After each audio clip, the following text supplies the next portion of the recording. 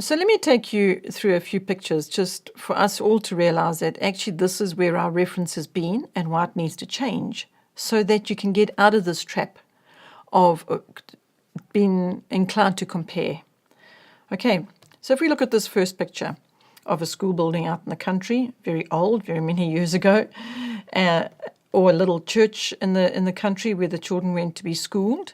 And then we move on to see a school building. I mean, this could apply to the kind of schooling that you are used to. School building, lots of children, or perhaps depending which country you're living in, this could be the reference. School isn't in a building, but it's just on the ground. There's a classroom right there in the foreground, a lesson taking place, and if you look in the background, there's another lesson taking place. And then you've got rural schools where children have just been raised in the valley or in the village. And another picture that might be part of your reference is classrooms, desks, or perhaps if we're looking in the more modern age, you've got lots of cubicles with computers because that's how things have developed. So here we have just what might be your references to what school is. Libraries that look absolutely packed. Perhaps you got the school bus. You might have got your parents to drop you off at school. But that is what you're used to. And perhaps you're even used to seeing this when you got to school. There were days when school was closed. In America, it might have been because of snow. In South Africa, it could have been because of heat. So those pictures that I have shown you, just very briefly and quickly, are all references that are in our minds. Well, a picture of the references in our mind. I know they alter according to each individual. But even so, they are in our minds as our reference to what school and education is. And so consequently, we tend to fall back to that reference in our mind. And I actually think it's quite important for us to change that reference and actually get a whole different imagery in our own minds and our own reference of what home education is all about. Because you actually have taken your children out of that system and you brought them into your home to teach them, raise them, and educate them. So they're not going to the masses. You are having this individual tuition with your children.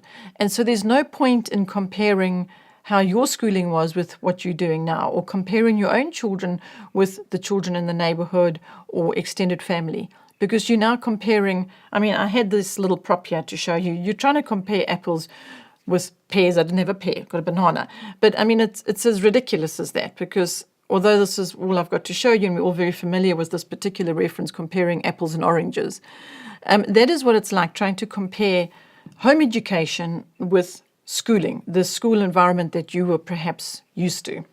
There's no point in it. They're offering different things. This banana is not offering the same nutritional value as this. Yes, they're both fruit, and schooling or home education and being at school are also both education, but they're very, very different. And there's no point in us trying to compare and make this apple be a banana or make this banana be an apple. We can't do that. It's not possible. So let's get away from the trap of trying to make something possible that isn't possible. All right? And let me rather show you the pictures now of what I believe that parents need to change the picture in their mind of what they think schooling is, especially when, well, not what they think it is, what they've experienced it to be, especially when they have chosen not to send their children to that kind of environment for schooling and they've brought them home to home education.